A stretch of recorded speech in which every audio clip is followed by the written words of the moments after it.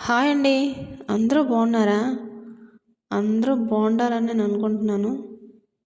ఈ ఉరుకుల పరుగుల జీవితంలో దైవ నామస్మరణ అనేది మర్చిపోతున్నాం కాబట్టి కొంత సమయం భగవంతుని నామస్మరణలో జీవితాన్ని సార్థకం చేసుకుందామని అనుకుంటున్నాను.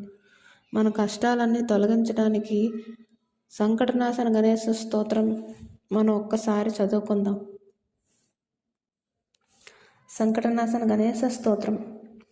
నారద ఉవాచ ప్రణమ్య శిరసా దేవం గౌరీపుత్రం వినాయకం భక్తావాసం స్మరే నిత్యం ఆయుః కామార్థసిద్ధయే ప్రథమం వక్రతుండం చ ఏకదంతం ద్వితీయకం తృతీయం కృష్ణపింగాక్షం గజవక్త్రం చతుర్థకం లంబోదరం పంచమం చ షష్టం వికటమేవ చ సప్తమం విఘ్నరాజం చ ధూమ్రవర్ణం తథాష్టమం నవమం ఫాలచంద్రం చ దశమంతు వినాయకం ఏకాదశం గణపతిం ద్వాదశంతు గజాననం ద్వాదశైతాని నామాని త్రిసంధ్యం యః పఠేన్నరః న చ విఘ్నభయం తస్య సర్వసిద్ధికరం ప్రభో విద్యార్థి లభతే విద్యాం ధనార్థి లభతే ధనం పుత్రార్థి లభతే పుత్రాన్